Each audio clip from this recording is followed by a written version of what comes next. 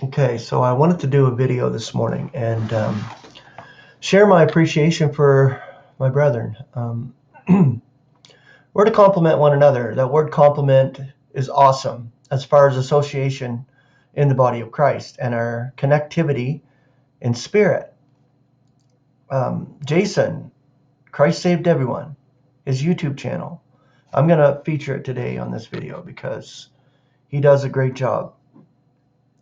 And Scott Hicko, Michael L. Knotts, is it L or Michael K? Michael L. Knotts, I think. Seth, there's so many. ChristPlvgg, Brett, he has a channel. I love it. I love all these channels. This is why I feature them on my videos. This is why I have that list. But today I'm just going to put Jason's channel up on the main feature underneath. See more, so show more. So if you scroll down, you'll see Jason's channel, Christ Saved Everyone. He teaches from his car, he teaches from his office at his work, I believe, and teaches from his home. Wherever we are, we share the evangel, and that's so important. I want to read something out of this, The Absolute Despotism of Grace. You can get this at studyshelp.com, studyshelp.com, I believe, yeah. Clyde's site, and you can order a lot of books there. And this part has to do with compliment, his achievement.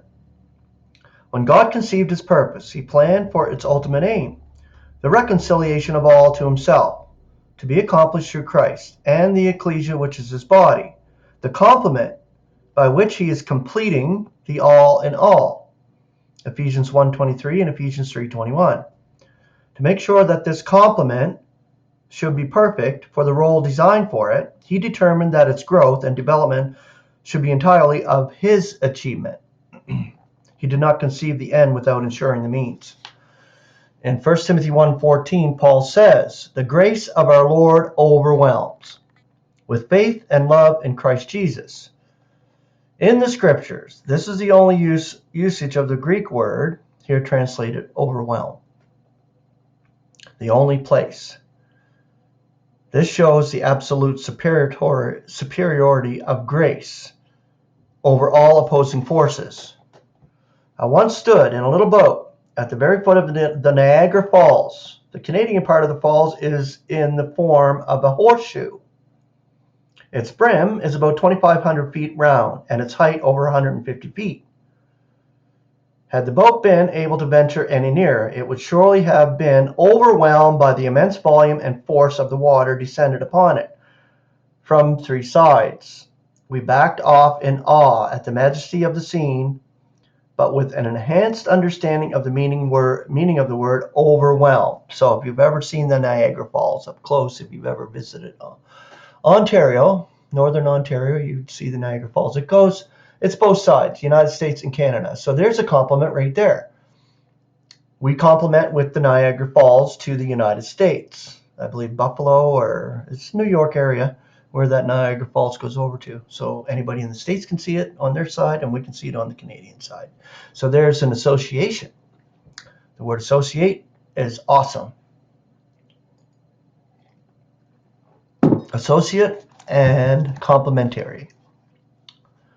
Okay, the grace of our Lord overwhelms, said Paul. And when he wanted an instance to prove his point, he had only to look at himself. He had been a calumniator and a persecutor and an outrager. 1 Timothy 1:13.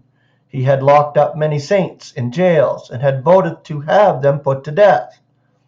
Acts 26:10. The case of Stephen was by no means the only one in which he had connived in murder. He had compelled many to blaspheme and had persecuted them as far as the outside cities.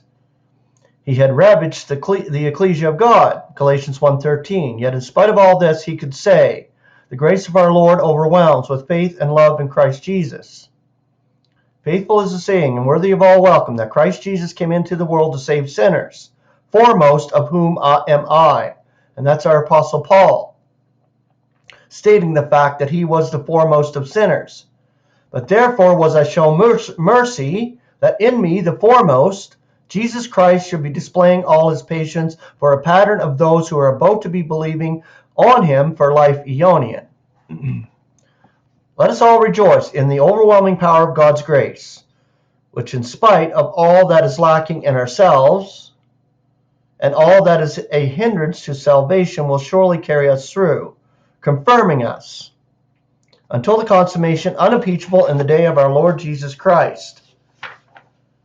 For faithful is God, on whom it solely and wholly depends, through whom we were called into the fellowship of his Son, Jesus Christ our Lord. 1 Corinthians 1, 8 and 9. Thanks be to God for his indescribable gratuity. 2 Corinthians 9:15.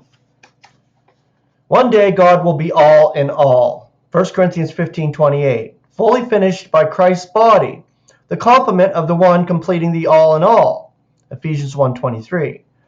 While it is true that the words in Ephesians 2:8, in grace through faith are you saved, are addressed to the saints who are also believers in Christ Jesus, nevertheless, the principle will ultimately be extended to all, for all will eventually become believers. Everyone, every single creature acclaiming Jesus Christ as Lord in Philippians. All creation, the whole creation is groaning together. So think about it. Everything is just going to be brought back to God through Christ, our brother, and through the ecclesia, which is his body, which is us right now. We are luminaries in the world right now with what we share and what we give and complement each other and associate it with each other in spirit, no matter how far away we are from each other right now.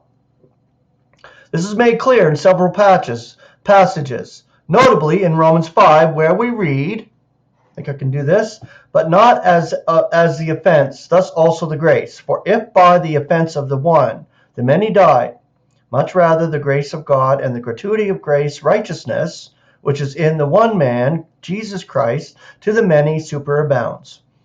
And not as through one act of sinning in the gratuity.